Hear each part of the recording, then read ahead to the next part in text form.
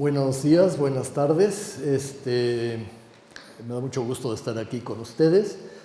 Vamos a tener una charla, espero que amena, sobre este tema que es, pues como decía Manuel, bastante controvertido. Voy a comenzar con una anécdota, una anécdota que me contaron. Una mexicana le decía a una española: tus antepasados nos conquistaron. Y la española le contestó: no, fueron los tuyos, los míos se quedaron en España. Esta anécdota nos da una clara idea de lo que es todavía esta carga que tenemos sobre la conquista. Vamos a tratar de ver el fenómeno complejo que es la conquista desde varios aspectos, de varias perspectivas. Primero quisiera que ustedes se hicieran conscientes de que la conquista de México y de Hispanoamérica, hablamos de México, pero hablamos de Perú y de toda la América hispana, incluso de la América sajona, era algo inevitable. Era algo inevitable. Si no hubieran llegado los españoles y los portugueses, hubieran llegado los ingleses o los holandeses o los franceses, porque Europa estaba en este momento en un proceso de expansión. Y América no, ¿sí? América era un continente relativamente recientemente colonizado por Homo sapiens. Apenas 12.000 años tenía Homo sapiens en América. En ese sentido podemos hablar de un nuevo continente, ¿sí? Los europeos habían llegado a un momento de expansión provocado por tres circunstancias.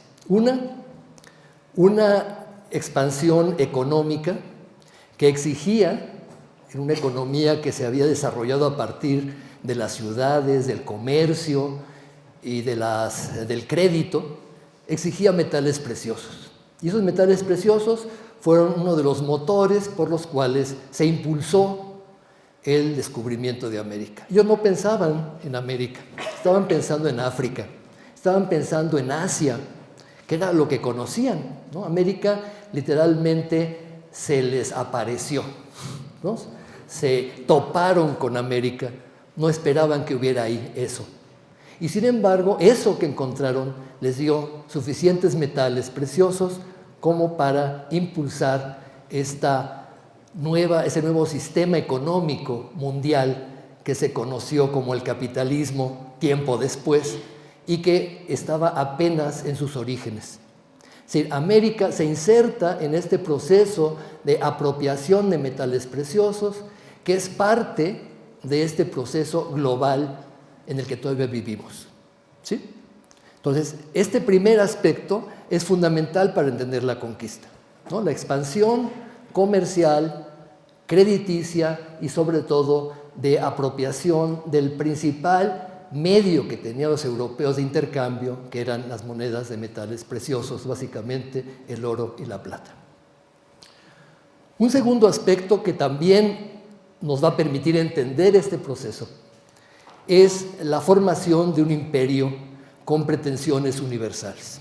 Recuerdan que Occidente, desde el Imperio Romano, se manejaba en estos términos universales, ¿no? El Imperio Romano había dominado todo el Mediterráneo, en algún momento perdió sus posesiones por la invasión islámica. En Occidente, recuerdan, las invasiones germanas terminaron por disolver este antiguo conglomerado, esta unidad pluriétnica y multicultural que era el Imperio Romano, pero la idea imperial siguió viva en Europa. Y siguió viva cuando Carlomagno en el siglo VIII comenzó a tratar de reconstruir ese antiguo imperio romano con esta idea y fracasó, ¿no? El imperio se desgregó, se dividieron en monarquías, surgió Francia, surgió Alemania. Los emperadores otónidas, los emperadores del Sacro Imperio Romano Germánico, intentaron también reconstruir la idea del imperio, también fue un total fracaso. Y sin embargo, la idea imperial seguía ahí viva, ¿no? Y seguía ahí viva porque en esta historia del mundo vamos a asistir a procesos de universalización y procesos de regionalización, ¿no? Es decir, La universalización se da a partir de grandes unidades imperiales que crean unidades lingüísticas, de administración, unidades en las cuales el tránsito de mercancías es bastante seguro, ¿no? Porque finalmente los imperios hacen guerra, pero también producen paz, ¿sí? Y esto va a ser lo que va a generar esta idea imperial que va a consumarse en el siglo XV, a principios del siglo XVI, con Carlos V, ¿no? Recuerdan, Carlos V es un emperador que tiene esta idea, ¿no? Y está rodeado de un grupo y toda una mentalidad colectiva que piensa que este imperio es el último imperio antes del fin de los tiempos, ¿no? La idea apocalíptica, esta idea de que el fin del mundo se aproxima, generó a lo largo de la Edad Media la idea de que va a haber antes del fin del mundo un imperio universal, un emperador que va a gobernar sobre todos los seres humanos del planeta, ¿sí?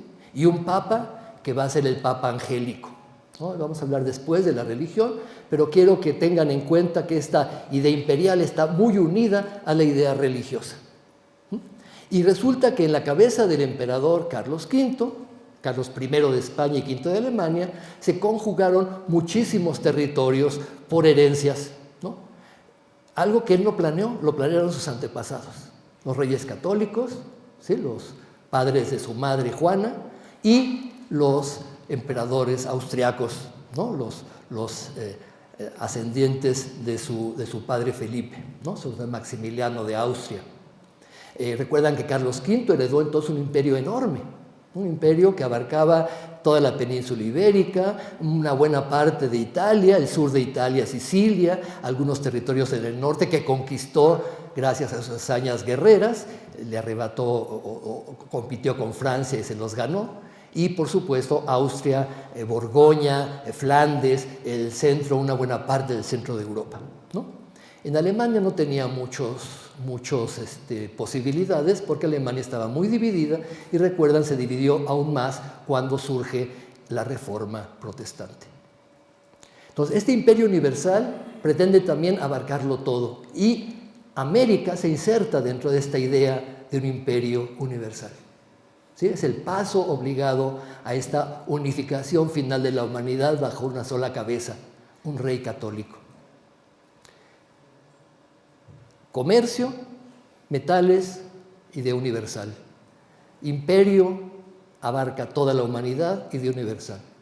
El tercero de los factores universalistas que van a propiciar no solamente el descubrimiento, sino la transformación de las comunidades indígenas que habitaban América es la religión católica, ¿sí? Recuerdan que el catolicismo, el cristianismo en general, igual que el islam, son religiones con pretensiones universales. Esas pretensiones universales son, digamos, consecuencia de un monoteísmo muy circunscrito al pueblo judío, es decir, el monoteísmo judío, que se expande a toda la humanidad. Es decir, la gran aportación de estas dos religiones, el islam y el cristianismo, hijas del judaísmo, es que consideran a la humanidad como una. Antes de esto no existe la idea de humanidad, ¿sí? Los romanos se sienten romanos y los griegos griegos y los demás son bárbaros, ¿no? No son humanos, son semihumanos. Sí, hablan y caminan y tienen características humanas, pero la idea de una humanidad universal, eso no existe. Cada pueblo se siente el ombligo del mundo, ¿sí? En todo el planeta pasa esto. Cuando surge el cristianismo y el islam, surgen como religiones que pretenden que toda la humanidad debe salvarse en sus términos y esa salvación les va a venir únicamente si reciben el mensaje, ¿sí? Y esta idea universal cristiana e islámica va a ser la que va a producir de nuevo esta universalidad. Cuando la Iglesia católica está en un momento de crisis por la Reforma Protestante, se está dividiendo la Iglesia, hay varias iglesias que no obedecen ya al Papa, en ese momento aparece América, y América se ve como la solución a este dilema, ¿no? Los indios americanos van a llenar los espacios celestiales que han dejado los protestantes y todos los enemigos de la fe. ¿no? Esta idea universal cristiana, católica, es una idea también muy combativa, ¿no? Recuerdan en este concepto de que Dios es un Dios de los ejércitos y las fuerzas del mal están luchando contra las fuerzas del bien. Y esas fuerzas del mal están representadas por los herejes, protestantes, judíos, por los musulmanes y por los idólatras. Recuerdan las grandes campañas que desde Carlos V y después con Felipe II se hacen contra el turco, forman parte de esta cruzada, ¿no? Las grandes campañas que se hacen contra Inglaterra, Holanda, etcétera, son parte de esta campaña. Y por supuesto, cuando en América se descubre que los indios son idólatras, es decir, veneran a Satanás, la cruzada contra Satanás se prolonga en América. Y parte de la evangelización tiene que ver con esto, ¿sí? Entonces, esos tres factores universalizadores, el factor comercio, moneda, metales, el factor imperio y el factor religión universal, van a determinar por qué América cae dentro de esta esfera de influencia y por qué América entra a los inicios de este mundo global en el que estamos viviendo y por qué Occidente es la primera civilización que se va a imponer sobre el planeta. ¿Por qué no China? Porque China no tenía estos tres factores, ¿no? Porque China no pretendía ser una religión, imponer la religión universal, ni pretendía tener un comercio universal, ni pretendía ser un imperio universal. Los chinos se la pasaban viendo su ombligo, ¿sí? Entonces, fue este factor el que propició la conquista. Hablar de conquista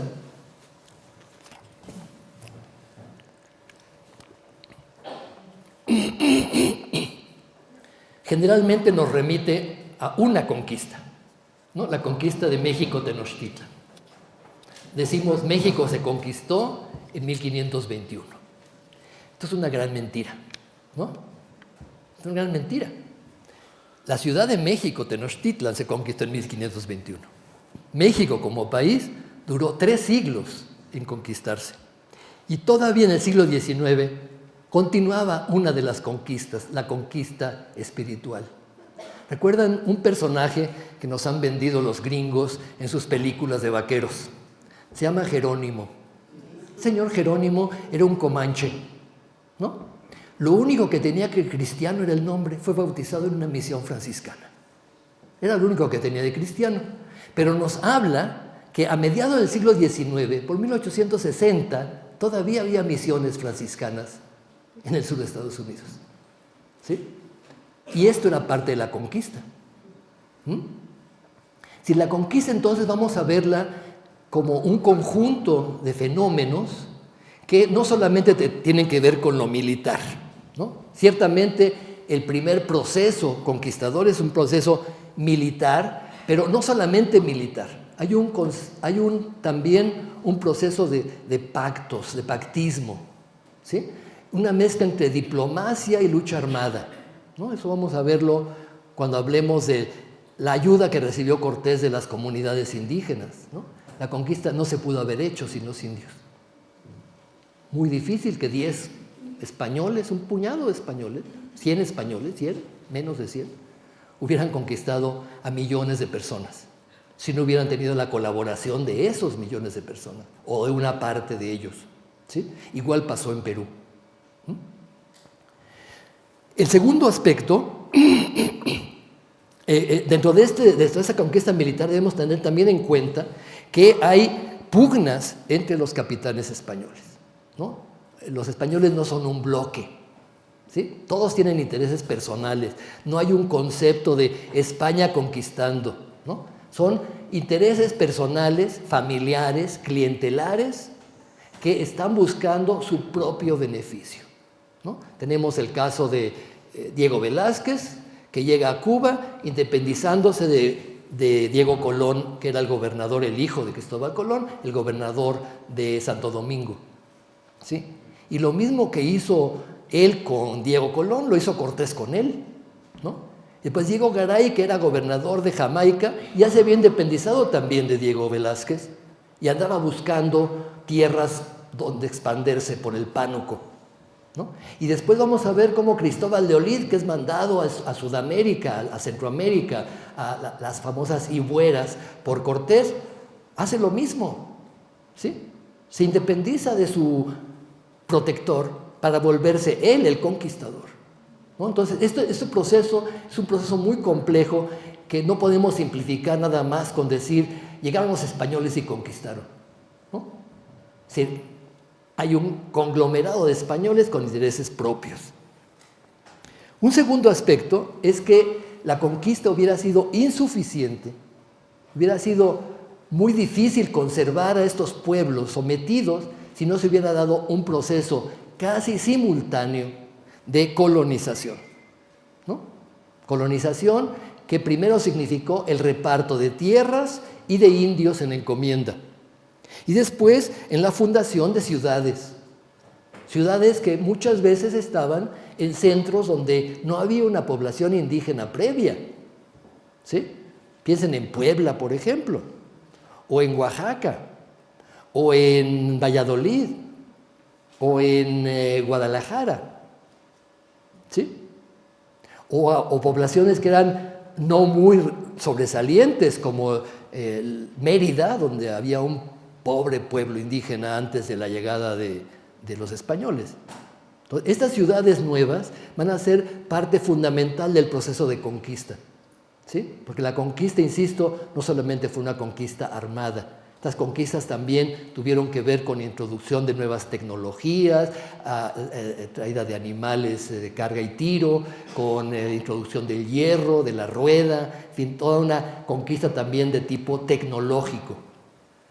Y un tercer aspecto que tampoco podemos olvidar es también lo que se ha denominado la conquista espiritual, es decir, la cristianización por los frailes.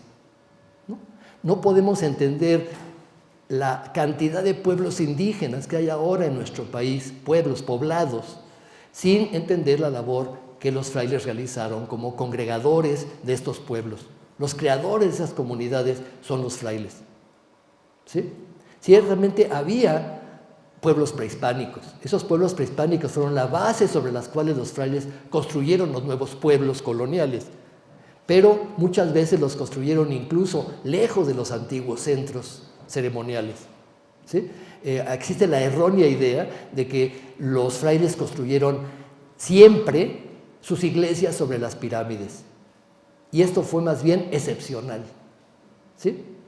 Pueblos, por ejemplo, como Tlaxcala, la actual Tlaxcala, se fundó en el medio de los 4 señoríos tlaxcaltecas que estaban en las montañas. Recuerdan, la palabra altépetl significa agua, cerro, y era la palabra para definir un pueblo. Y el pueblo era un centro ceremonial, un lugar de tributo, es decir, un palacio, y un mercado.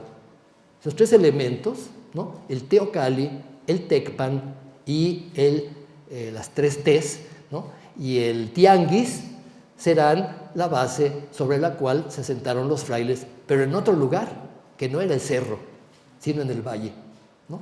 Así tenemos a Huejotzingo, tenemos un montón de poblados que surgieron precisamente en nuevos espacios, llamándose igual que los antiguos pueblos, ¿no? Otros como Cholula, como la Ciudad de México, como muchas de las ciudades de los alrededores del lago, como Texcoco, como Tacuba, ellos sí se asentaron sobre poblados prehispánicos, o como Pátzcuaro, ¿sí? Esos sí fueron pueblos indígenas prehispánicos que siguieron funcionando, ¿no? Entonces, el problema que tenemos ante este complejo proceso que significó la conquista es, primero, generalizar, ¿no? Hacemos generalizaciones que, si nos ponemos a rascarle un poquito, pues no se sostienen mucho, ¿no? Y segundo, no podemos hablar igual de una región y decir que esa región es igual a otra, ¿no? No es igual la conquista que se dio en Mesoamérica. Mesoamérica son pueblos sedentarios, son pueblos donde hay tributación, donde están acostumbrados a ir a santuarios, a lugares donde hay veneración a dioses, donde hay una casta sacerdotal y guerrera, donde hay una organización de trabajo comunal, el tequio, ¿no? Donde hay tributos.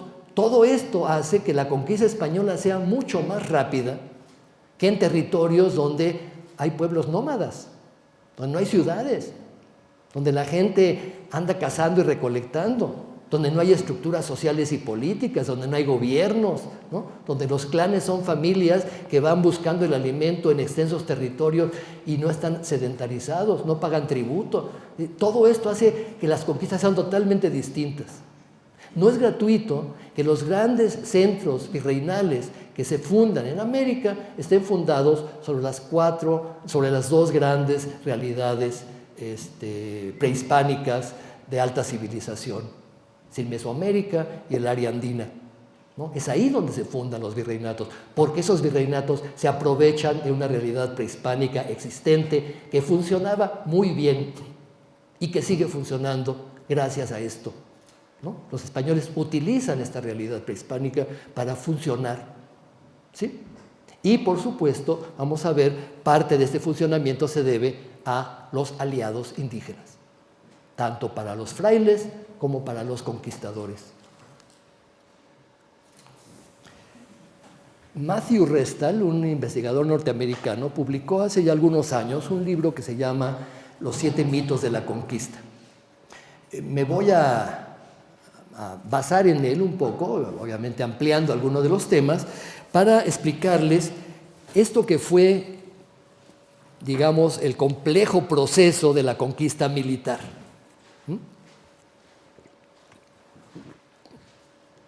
Después vamos a hablar un poco de la colonización y de la evangelización, pero como básicamente nuestra idea de conquista es la conquista militar, ¿no?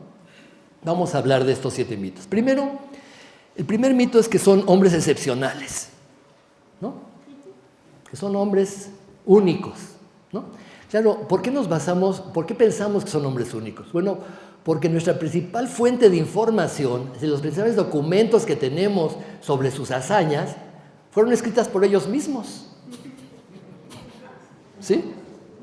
Si leemos las cartas de Cortés, autoguayabazos, ¿no? Yo fui, yo hice, ¿no? Soy buenísimo, ¿no? Estamos entonces ante relaciones de méritos que nos hablan de las hazañas que realizaron, porque están pidiendo al rey privilegios, exenciones, títulos, ¿no? Es decir, algo que no tenían. Porque la mayor parte de estos hombres son unos donadie, ¿no? Llegan con una mano adelante y otra atrás. Son hidalgos, según ellos, cuando mucho, y el hidalgo es un miembro de la baja nobleza que no tiene tierras. Alguien que tenía tierras o que tenía una posición no se venía a América a perder la vida, ¿no? Son gente muy, muy pobre, ¿no? O con muchas ambiciones. Muchos de ellos hijos de campesinos, ¿sí? Y quieren aquí ser señores, quieren reconstruir aquí su idea de lo que debe ser un señor feudal, tener tierras y tener gente que se las trabaje, ¿no? Porque ellos no vienen a trabajar la tierra, vienen a ganar la tierra y con sus méritos militares van a conseguir eso, ¿no? Y por eso cacarean lo que hacen, ¿no? Recuerdan el dicho, ¿no? No solamente es importante poner el huevo, sino cacarearlo, ¿no? Y ellos son los que hacen, ¿no? Cacarean su huevo, ¿no? Bien, todo lo que hicimos, ¿no? Y ahí tienen a Bernal Díaz diciendo, Cortés no fue el único, ¿no? Hay un montón de conquistadores que hicieron muchas cosas y yo soy la voz de ellos, ¿sí? Entonces son relaciones de méritos, ¿no? Tiene que ver también con un sistema muy legalista, ¿no? Recuerdan, todo el sistema español se ha construido a lo largo de la Edad Media a partir del derecho romano y esta idea de que todo debe ser legal, ¿sí? Pero claro, la legalidad se puede manipular. Todos sabemos que las constituciones y las leyes pues no son ciertamente algo fijo, ¿no? Entonces, el legalismo está muy relacionado con esto, ¿no? Es decir, Cortés dice, yo no conquisté, hice un pacto, ¿no? Moctezuma me entregó su reino.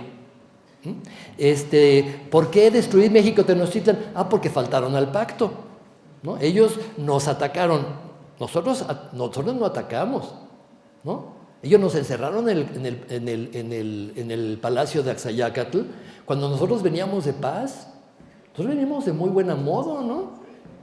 Sí, nada más se hicieron prisionero a Moctezuma, derribaron el ídolo de Huitzilopochtli, ¿no? Pero no hicieron nada, ¿no? Entonces ellos están justificando legalmente porque esta conquista es una conquista legítima, ¿no? Porque recuerdan esta idea de la guerra justa, que es una idea que viene de San Agustín, ¿no? ¿Cómo se justifica una guerra? Pues si alguien me ataca, me defiendo, ¿no? Para proteger a los débiles, ¿no? Es otra justificación de la guerra justa, ¿no? Los mexicas eran unos bárbaros, tenían sometidos a los pueblos y nosotros venimos a liberarlos, ¿no? La guerra justa está ahí detrás, es el legalismo, ¿no?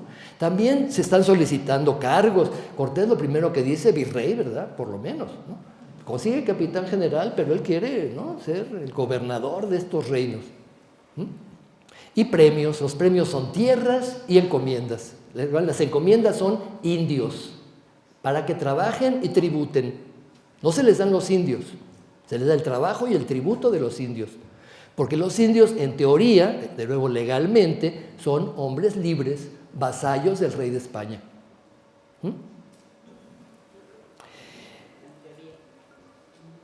¿Perdón? En teoría. Por eso dije en teoría. Un segundo mito es que los ejércitos que llegan son los ejércitos del rey, ¿no? Como si el rey hubiera armado. Piensen ustedes qué está haciendo Carlos V en este momento en Europa, ¿no? Está armando ejércitos plurinacionales, pluriétnicos, multilingüísticos, ¿no? Cuando el saqueo de Roma en 1537 es saqueado por los ejércitos de Carlos V, ahí hay protestantes, hay alemanes, hay suecos, hay suizos, hay ingleses, hay franceses, hay catalanes, hay italianos. Todo el mundo está metido ahí, ¿no? Y dejan grafitis en el Vaticano, y aquí estuvo Hans, ¿no? Son gente que está formando un ejército regular. Pero los que llegan a América no son un ejército, ¿no? Son aventureros. Son gente que tiene sus propios intereses, ¿no?, personales, familiares. Muchas veces vienen con sus primos, ¿no? Igual que, como pasa siempre, ¿a quién voy a llamar? Pues a mi familia, ¿no? Cortés viene con sus primos. Cuando llegan a las Antillas, recuerden, hay una conquista previa en las Antillas. Cuando están en Santo Domingo, en Jamaica, en Cuba, lo primero que hacen es llamar a sus parientes, ¿no?, para tener a su núcleo familiar y apoyarse mutuamente. Sus afanes son dos: buscar oro, ¿no?, por eso el afán de oro, ¿no?, está el tesoro de Moctezuma, y gloria. Recuerdan que todos estos hombres vienen inspirados por la novela de caballería, ¿no? Vienen inspirados por las grandes hazañas de los caballeros andantes, ¿no?, que salvan princesas, luchan contra dragones, ¿no? Se la pasan haciendo hazañas, ¿no? Van a la cruzada, ¿no? Esto es lo que los alimenta, ¿no?, su literatura. Conseguir gloria para el futuro y oro para el presente. Un tercer mito es que todos los conquistadores son españoles. ¿Sí? Pues no. ¿Sí? Muchos son andaluces, sí, el grueso del ejército, entre comillas, de Cortés, son extremeños, ¿no? Todos parientes, ¿no? El mismo Cortés era pariente de Pizarro, el conquistador de Perú. El conquistador de Yucatán, Montejo, era también de esos aliados cercanos. Todos proceden de estas villas de Medellín, de Trujillo, estas villas de Extremadura, ¿no? Todos se conocen, pueblos chicos, ¿sí? Pero muchos no son. Por lo pronto tenemos algún griego por ahí, ¿sí? Tenemos también italianos, ¿no? Igual que estos que llegaron con Colón y Américo Vespucci, todos estos también. Hay muchos italianos que pertenecen al imperio, ¿no? Y después tenemos negros, vienen esclavos. Y en las batallas los esclavos se defienden e incluso a veces protegen a sus amos y se ganan su libertad, ¿no? Y resulta que tenemos conquistadores negros, africanos, que reciben encomiendas, ¿sí? Reciben encomiendas. Hay un conquistador negro que hace una capilla a los mártires, ¿no? Y que nadie dice que es negro hasta que después algún investigador, Restal entre ellos, descubrió que era un africano exesclavo que había sido liberado, ¿no? Y no tenemos uno o dos, tenemos muchos casos en todas las conquistas en América, en Norteamérica, en Centroamérica y en Sudamérica. Y después tenemos a todos los conquistadores indígenas, que nos olvidamos que la conquista hubiera sido imposible sin ellos, ¿sí? Los aliados tempoaltecas, que estaban ya hartos de los mexicas, los aliados tlaxcaltecas, que estaban ahí marginados y que los mexicas no los dejaban ni pasar sal, ¿sí? Todos los pueblos, los mexicas habían logrado pactos con muchos pueblos, por eso podían gobernar, pero no todos los pueblos que estaban sometidos al mexica estaban con ellos de muy buena gana, ¿sí? Eso también nos permite explicar por qué una buena parte de los ejércitos, si no es que podríamos atreverme a decir el 70-80% de los ejércitos españoles eran indígenas, ¿sí? Y no solamente en la conquista de México Tenochtitlan, en la conquista de los señoríos de Tehuantepec, en las conquistas de Sudamérica, en Guatemala. Los ejércitos que llevó Pedro de Alvarado para conquistar Guatemala eran ejércitos mexicas, ejércitos que hablaban náhuatl. Hay todavía barrios en Guatemala que se llaman Mexicalcingo, sí, el pequeño Mexiquito, ¿sí? Porque eran gente mexica que fue a la conquista. Y los ejércitos de Montejo en Yucatán eran mayoritariamente ejércitos indígenas. Y el norte, cuando está conquistando el norte, muchos de los ejércitos del norte son indígenas. El fundador de Querétaro es un indio otomí, ¿sí?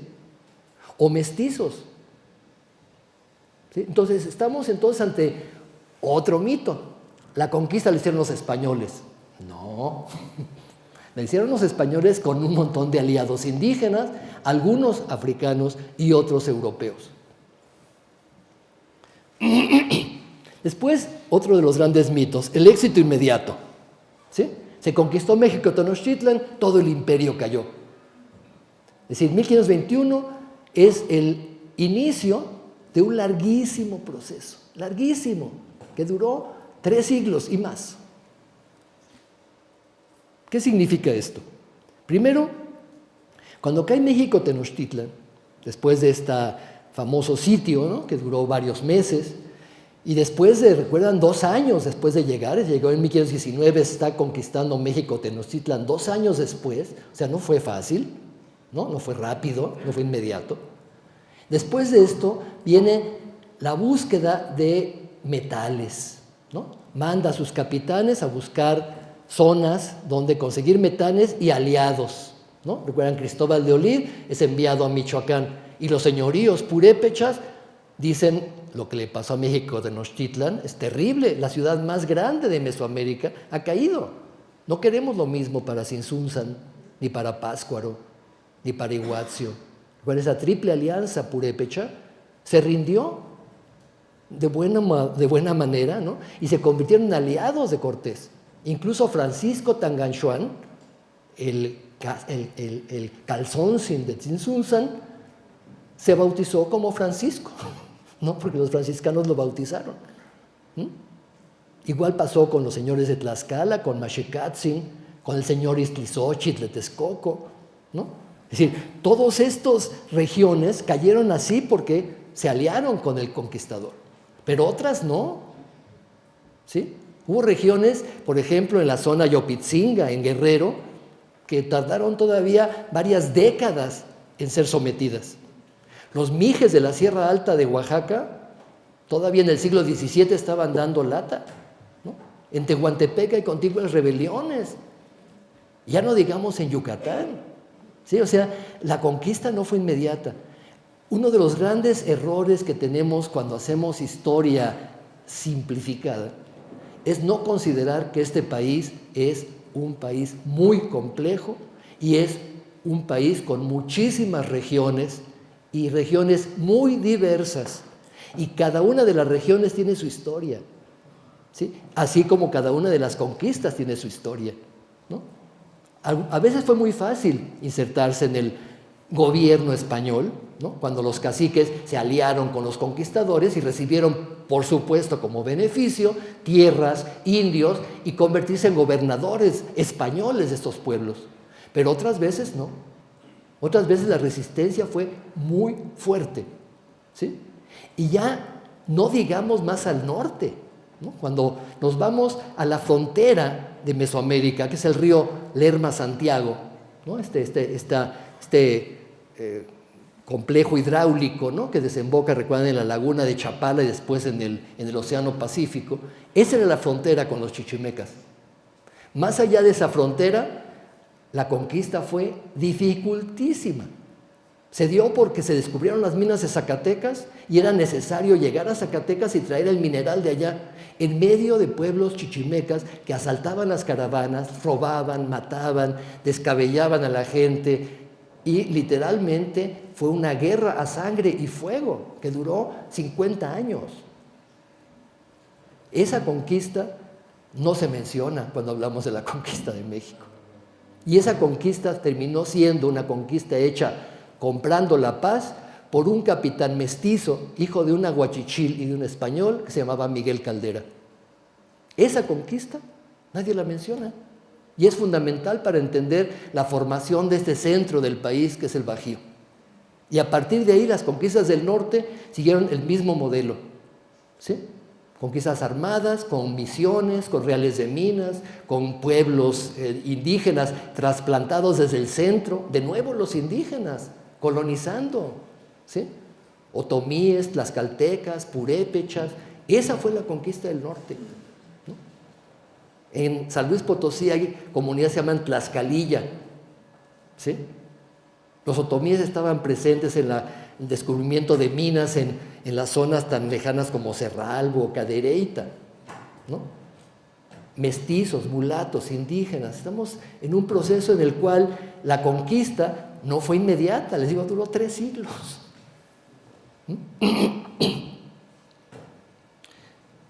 El otro gran mito, el quinto mito, ¿no? El quinto mito es la comunicación fue eficaz, ¿no? ¿Qué significa esto? ¿Qué es comunicarnos? ¿No? Comunicarnos primero es tener un código común, no solamente una lengua común, sino un código común, ¿no? Todos aquí estamos hablando y entendiendo el castellano, ¿sí? Aquí estamos en un acto comunicativo porque tenemos códigos comunes y una lengua común, ¿no? Imagínense que llegan los marcianos, ¿no? Hablando marciano, ¿no? Con códigos totalmente distintos a los nuestros. Claro, los indígenas eran humanos y por lo tanto teníamos códigos comunes como humanos, ¿sí?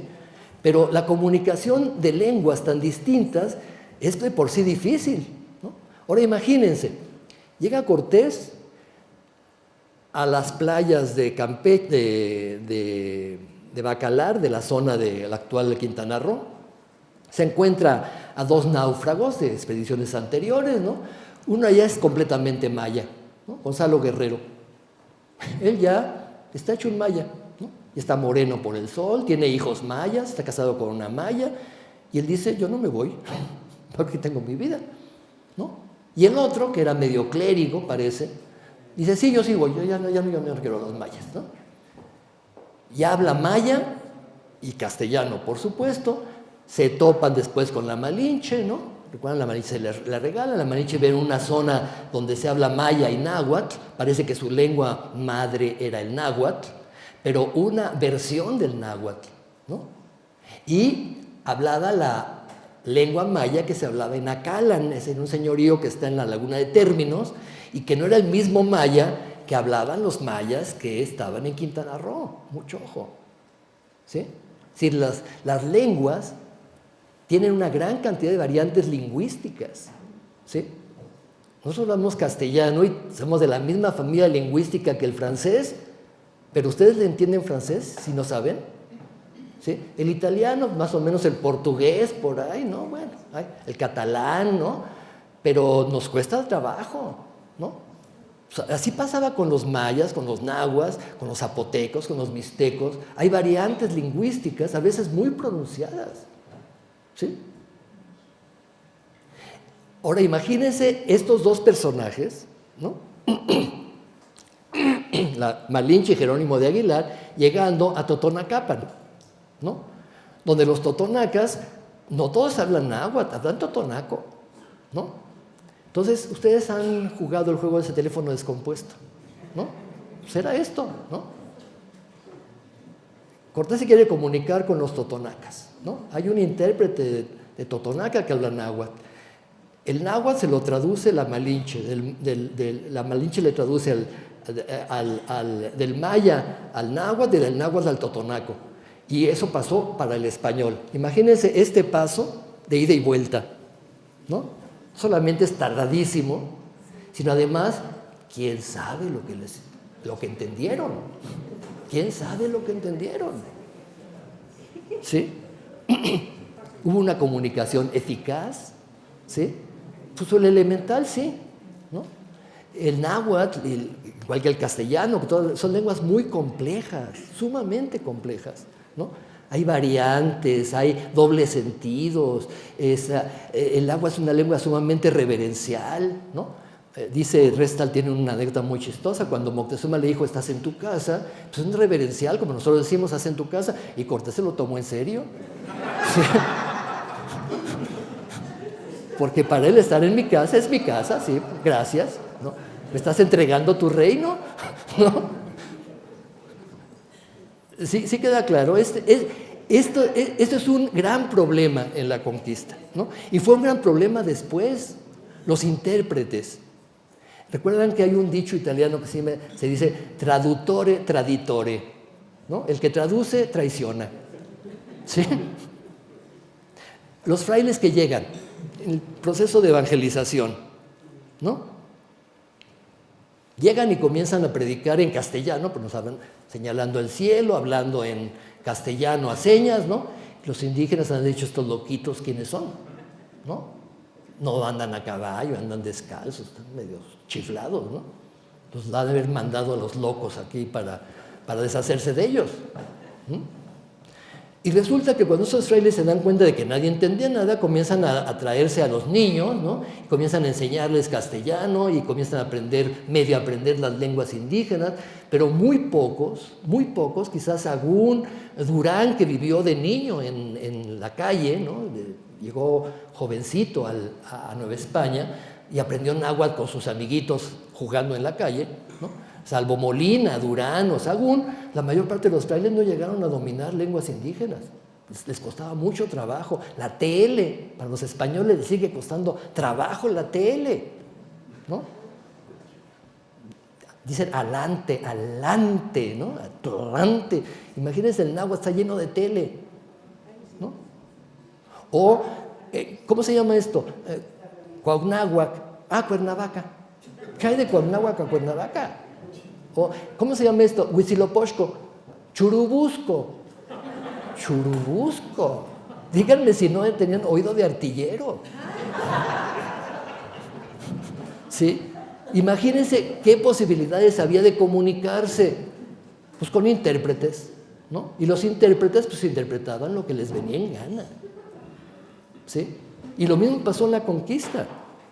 Muy pronto alguno de los pajecitos que venía con Cortés, que era muy hábil para las lenguas, aprendió náhuatl, ¿sí? Y ya la Malinche se desembarazó un poco de la cantidad de gente que quería que le tradujera, ¿verdad?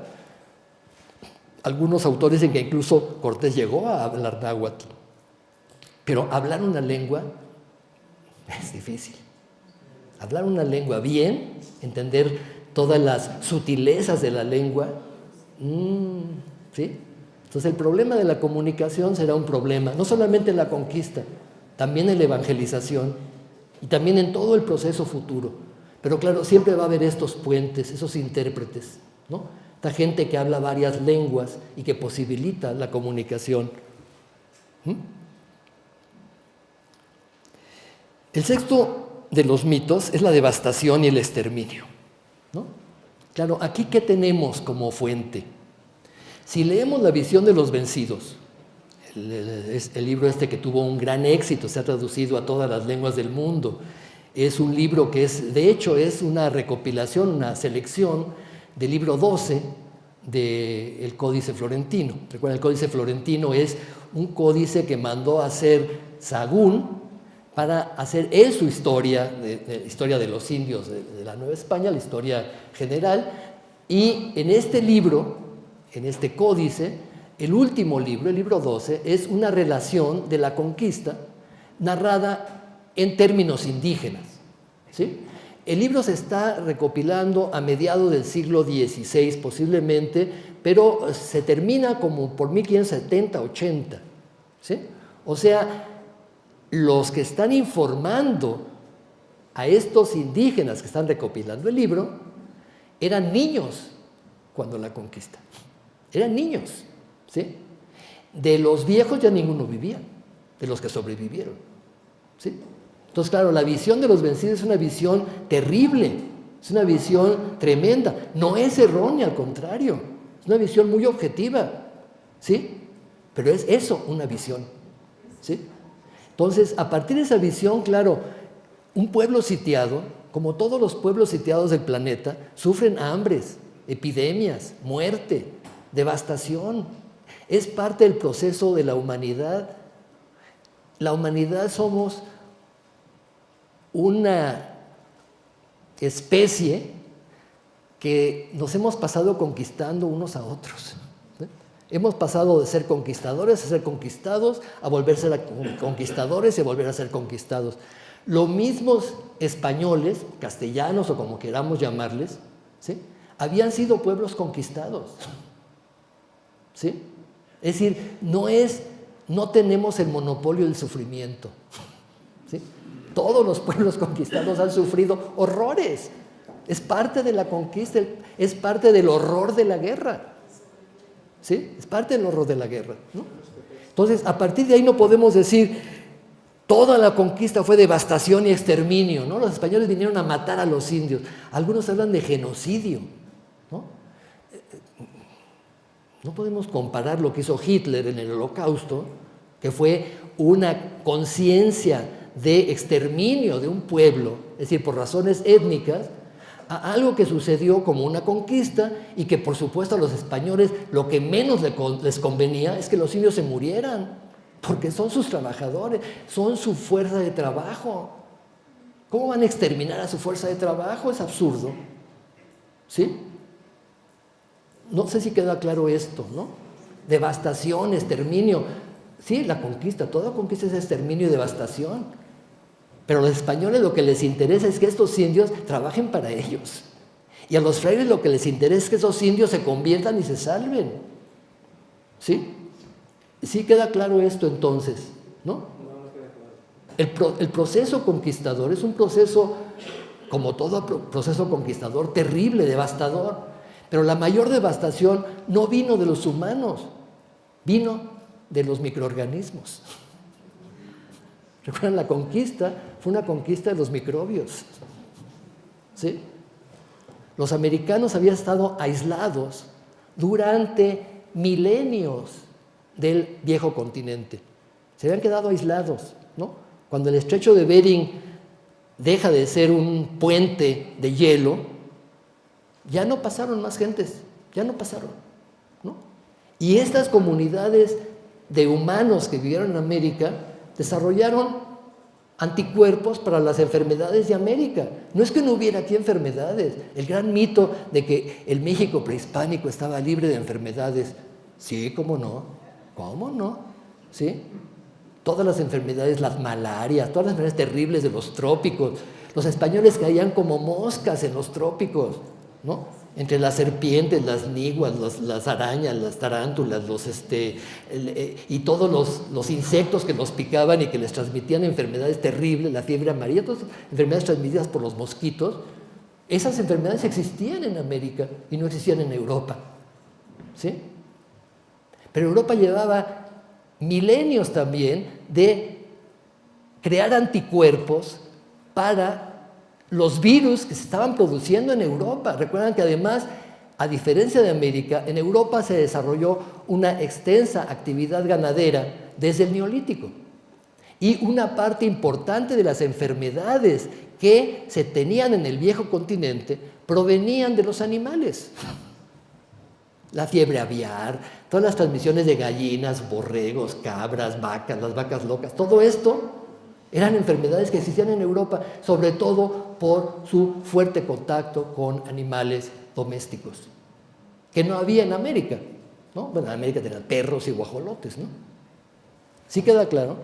Entonces, claro, los europeos traen genéticamente un ADN ya preparado. Acaban de pasar una terrible epidemia en el siglo XIV, la peste negra. Los que se murieron, ¿sí? Los que sobrevivieron heredaron su gene sobreviviente a sus descendientes, ¿no? Llegan a América y los indígenas no tienen anticuerpos para esas enfermedades, ¿no? En Europa la viruela, sí, te quedabas cacarizo, pero a veces sobrevivías a la viruela. Aquí era mortal, ¿sí? La viruela, el sarampión, todas esas enfermedades que en Europa más o menos estaban erradicadas. Muchísima gente se moría también en Europa. No piensen que Europa también ya estaba libre de enfermedades, ¿no? La mortandad infantil es brutal, ¿sí? Hasta el siglo XX podemos decir que la humanidad está recuperándose, ¿no? Para nuestra desgracia, porque ya somos demasiados. Pero en aquella época las epidemias eran la forma regular de equilibrar el sistema, ¿no? Faltan alimentos, se muere la mitad, ¿sí? ¿Sí queda claro? Entonces tampoco es algo excepcional. Toda conquista trae consigo estas consecuencias, y en América especialmente porque los indígenas no tenían los anticuerpos para protegerse de estas infecciones que llegaron de Europa, ¿sí? El séptimo mito, la superioridad española, ¿no? La superioridad española tiene que ver con ¿qué? Armas, ¿no? Sí, traían armas de fuego, ¿sí? 4. Agarren ustedes un fusil, y los fusiles como eran antes, tienen que cargar, meter la pólvora, prender la mecha, ¿no? Mientras estaban haciendo esto ya me mataron, ¿no?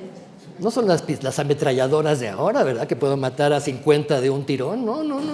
Matar a uno costaba trabajo si le atinabas, ¿no? Entonces eso de que las armas de fuego fueron...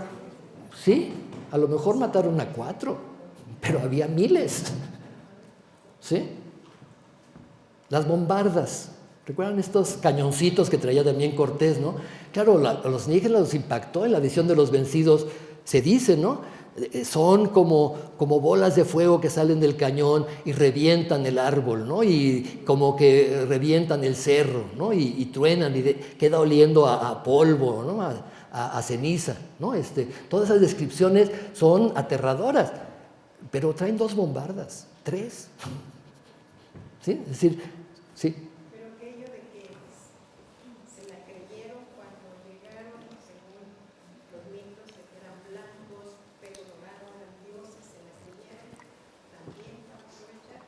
Sí, pero también ese es un mito, Es un mito, ¿no?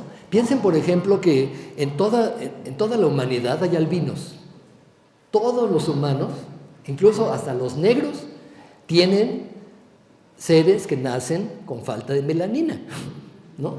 Y el albinismo es algo general en todos los seres humanos del planeta, ¿no? Ver a un albino o ver a tantos albinos tampoco es sorprendente, ¿no? Se dieron cuenta además muy pronto de que se morían, no eran dioses, ¿no? De que los herían y se morían, ¿no? Los caballos, sí, los caballos pudieron impactar, al principio pudieron impactar, ¿no? Los animalotes enormes, tampoco eran tan grandes, Entonces pensamos en los caballotes, ¿no? Eran un poco más que un pony, ¿no? Sí, es decir, nosotros tenemos el concepto de nuestra estatura media actual, que por la alimentación, por la genética, pues, hemos crecido, ¿no?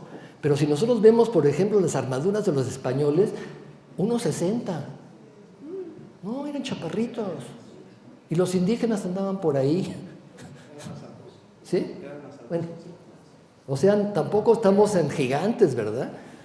Es decir, estamos ante, sí es cierto, hubo una cierta, digamos, impacto primero, ¿no? Las armas de fuego, los caballos, ¿no? Los perros jadeantes, lo que describe la visión de los vencidos, ¿no? Estos perros que andaban jadeando y ladrando por todos lados, ¿no? Que después, recuerdan, los españoles utilizaron como armas de guerra, ¿no? Pero eso tampoco pudo haber sido tan impactante, ¿no? Quizás fue más impactante el hecho de un poco el pesimismo de la visión prehispánica de los ciclos, ¿no? Sí, los ciclos terminan por destruir el mundo y viene un nuevo mundo, un nuevo ciclo, ¿no? Quizás también la idea de Quetzalcóatl que regresaba para vengarse, ¿no? Es multifactorial el fenómeno, ¿no? Pero eso de sostener que hay una superioridad española, pues no. Yo creo que privó más en la conquista y en el éxito de la conquista la desunión entre los pueblos indígenas, ¿no? Porque no se sienten mexicanos, ¿no? No hay un concepto de México, vamos a defender a México contra... ¿no? Los mexicas se sienten mexica, y los totonacas, y los zapotecos, ¿no?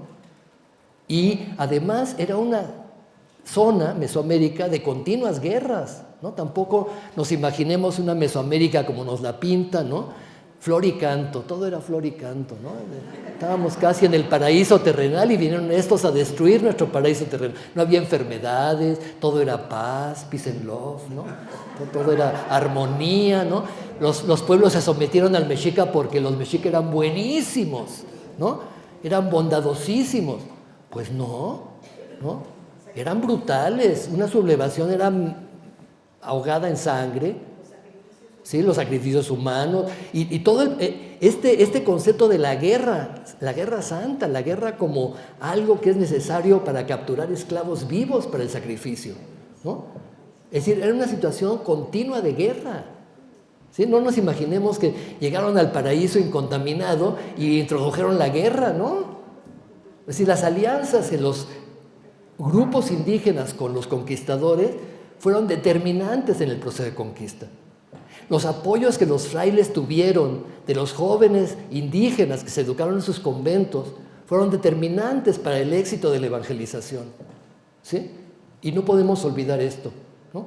Hay una frase que decía un maestro que hay que tomarla con pinzas, pero decía, la conquista la hicieron los indios y la independencia los españoles.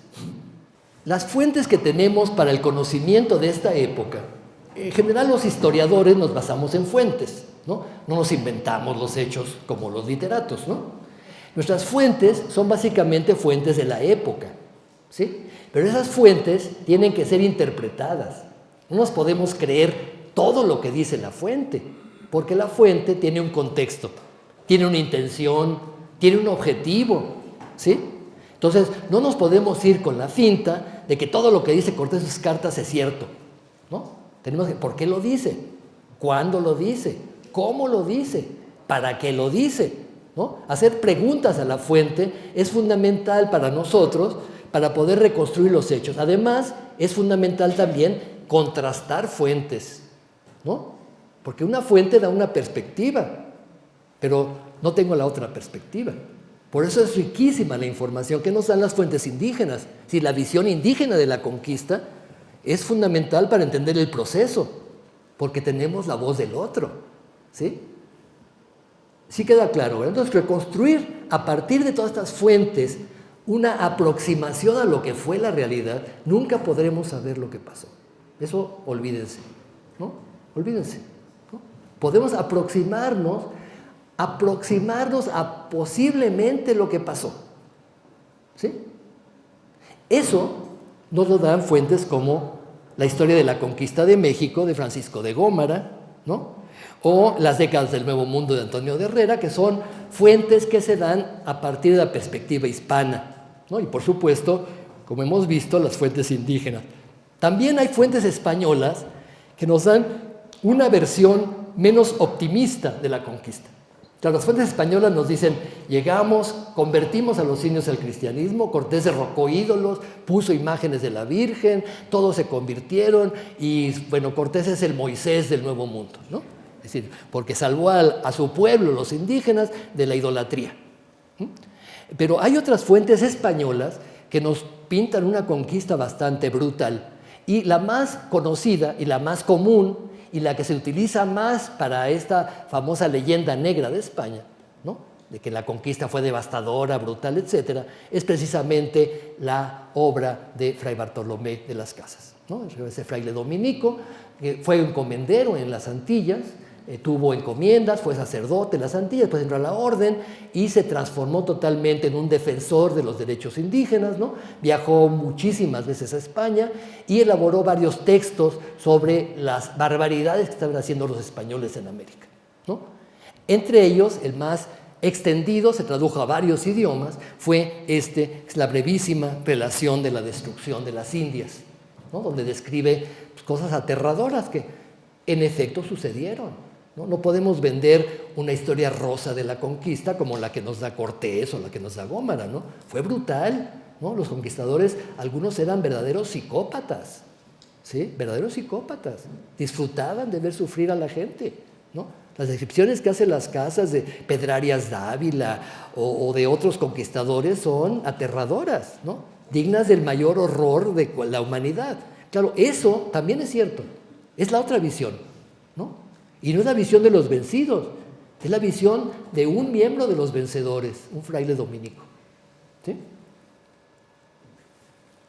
Tenemos también esta versión de los códices, ¿no? De los códices y de los testimonios indígenas, como el Códice Florentino o las narraciones que los indígenas hicieron de la conquista. Tenemos, por ejemplo, este códice, uno de los más antiguos, 1533, se conoce como el Códice del Aperreamiento, apenas es una hoja, ¿no?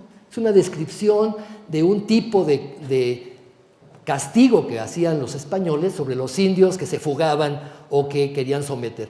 Es lanzarles a sus perros bravos, ¿sí?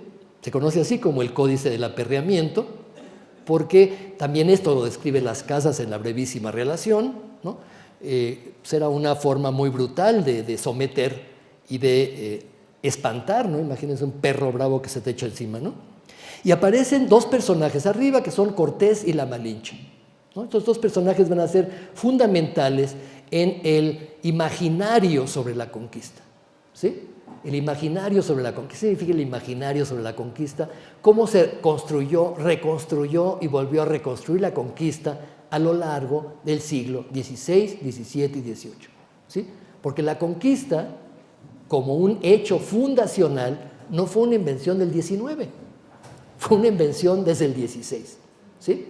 Desde el XVI la conquista se elaboró y se reelaboró y se reelaboró a partir de los testimonios indígenas y españoles y a partir de las necesidades que cada uno de los grupos que emitían estas historias le convenía, ¿sí? Tenemos, por ejemplo, la visión indígena del aperreamiento, ¿no? Vean aquí el Códice Huejotzingo, donde es otro tipo de postura, ¿no? La conquista fue muy eficiente y los huejotzingas participaron en ella, ¿no? Aquí está una visión de los vencedores huejotzingas, ¿sí? Sí, no todos los vencidos fueron indígenas, sino todos los vencedores fueron españoles, ¿no? Aquí los indígenas están mostrando en estos códices cómo colaboraron con Cortés, igual que el lienzo de Tlaxcala, ¿no? Porque le están pidiendo al rey, es una relación de méritos, le están pidiendo beneficios, reconocimiento, prestigio, favores, no ser entregados en encomienda, tener sus propias autoridades, etcétera, etcétera, etcétera, ¿no? Entonces, ¿cómo obtienen esto? Pues Cortés no hizo solo el trabajo, también nosotros participamos, ¿no? Y varios de estos códices están relacionados con estas colaboraciones, ¿no? Nosotros los podríamos llamar colaboracionistas, como en el siglo XIX consideraban los tlaxcaltecas traidores o la Malinche traidora. No. ¿Traidora a qué? ¿Sí? ¿Queda claro? ¿No? Como este mensaje es un mensaje de que los indios vienen bajo el estandarte de la Virgen María, todavía no saben pintar muy bien a la Virgen, se fijan, parece una bruja que está ahorcando al niño, ¿no? No parece una virgen amorosa, que no. Así veían los indígenas, todo es perspectiva, ¿no? Así veían los indígenas la imagen que traía Cortés, ¿no? Todavía no sabían que era la madre de Jesús, todavía no sabían nada, pero la pintan como el estandarte de Cortés.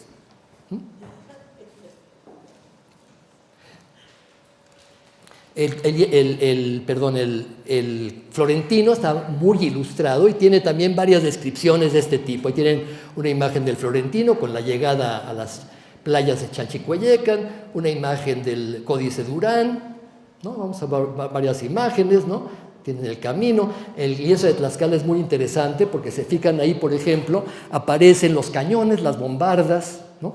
Aparecen cargando las ruedas de los cañones, no se podían llevar por el caminos empedrados, ¿no? Pedregosos. Aparecen las primeras menciones a abuso. Vean aquí abajo un español agarrando a un indígena del cabello, ¿no? Ese es un referente continuo de los códices sobre los abusos de los españoles, de los encomenderos. Tienen ahí otro que está cargado por un tameme, ¿no? En la parte de arriba, es interesante, ¿no? El lienzo de Tlaxcala es uno de los más interesantes documentos indígenas porque en el lienzo de Tlaxcala se nos muestra siempre a los tlaxcaltecas encabezando la conquista, ¿no? Bueno, entonces vamos un poco a concluir para dar pie a preguntas, ¿no? Creo que después de esta visión panorámica que hemos visto, podemos tener claro que primero la conquista como hecho militar fue un hecho que se dio con una gran cantidad de variantes, no terminó con la conquista de México-Tenochtitlan. Todavía 30 años después de la conquista de México-Tenochtitlan se está apenas iniciando la conquista de Yucatán, apenas iniciando, ¿no? En los 30, los 40, Nuño de Guzmán está yéndose a la Nueva Galicia y está comenzando la conquista de los chichimecas. Hay una gran rebelión en 1542 chichimeca, la guerra del Mixtón, que termina por destruir incluso Guadalajara. Guadalajara tiene que cambiarse de lugar hacia más abajo, hacia donde estaba Chapala. Guadalajara estaba mucho más al norte, ¿no? Esta conquista siguió todavía más al norte, creándose Nueva Vizcaya, Nuevo León, Nuevo México. Estos conquistadores que están realizando las conquistas del norte son empresarios, igual que Cortés, ¿no? Si lo vemos como conquistadores, perdemos esta otra dimensión, que es la dimensión del hombre que viene a hacer fortuna y que no la encuentra rascando o robándose el oro de Moctezuma, ¿no? La encuentra descubriendo minas de plata, la encuentra llevando gambusinos, llevando misioneros, llevando ganado, llevando pues todo lo que implica una colonización, ¿no? Es lo que hizo Francisco de Ibarra en la Nueva Vizcaya, o Luis de Carvajal en Nuevo León, o Juan de Oñate en el Nuevo México, ¿no? Son conquistadores, pero al mismo tiempo son empresarios. Están invirtiendo en una empresa, ¿no? Y la empresa les va a redituar muchos beneficios. Y el rey, para obtener dinero de esa empresa, los nombra gobernadores de estos territorios, estos nuevos reinos que se están creando en el norte, que ya no son Nueva España, se llaman Nueva Galicia, Nueva Vizcaya, Nuevo León, Nuevo México. Y después se llamarán Nueva Extremadura y Nuevo Santander, ¿sí? Estos territorios del norte están teniendo otro tipo de conquista y otro tipo de colonización muy distinta a la del centro, ¿sí? La conquista y la colonización de este tipo no pudieron realizarse si no iba paralelo a ellas el proceso de conversión o de imposición de la fe católica, ¿sí? Y esta es la otra conquista que tampoco podemos olvidar, ¿no? Recuerdan, hay un dicho me gusta mucho porque dice: Inglaterra dejó en la India ferrocarriles, España dejó en América iglesias. ¿Sí? Eso es lo que la conquista. La conquista es una conquista, obviamente, militar, económica, de explotación de los metales. Los metales no se sacaban solos, se explotaron a indígenas, a mestizos, a mulatos, a africanos. Esos metales fueron a enriquecer a Europa y gracias a esto se dio el despegue. Y no fue beneficiada España de este despegue, sino Inglaterra, Holanda, las grandes potencias que estaban ya mucho más avanzadas desde el punto de vista económico que España, ¿sí? Estos metales americanos transformaron totalmente la idea del mundo tal como se conocía y convirtieron este mundo en algo nuevo. La conquista trajo consigo esto, trajo consigo un proceso cada vez más acelerado de globalización, ¿no? Recuerdan, una parte importante de la conquista tuvo también que ver con la ampliación de las redes comerciales, ¿sí? El comercio que habíamos visto fue uno de los factores que impulsó el descubrimiento de América, también fue uno de los factores que propició que desde Nueva España comenzaran a hacerse expediciones hacia las Filipinas, hacia China, hacia Japón, ¿sí? El sureste de Asia entró entonces en contacto con América y Nueva España se convirtió en el centro de este comercio internacional globalizado, ¿sí? Nada más piensen, por ejemplo, que en el siglo XVII la dinastía Ming china comenzó a cobrar sus tributos en plata y la plata salía de las minas americanas, sobre todo de Nueva España. Es decir, los chinos pagaban sus impuestos con pesos de plata mexicanos, ¿sí? En el siglo XVII. Entonces estamos entonces ante un proceso global en el cual nos vamos a insertar, o se van a insertar los novohispanos del siglo XVI, XVII y XVIII. Y la conquista fue solo el primer paso de este complejo proceso que llega hasta hoy. Muchas gracias.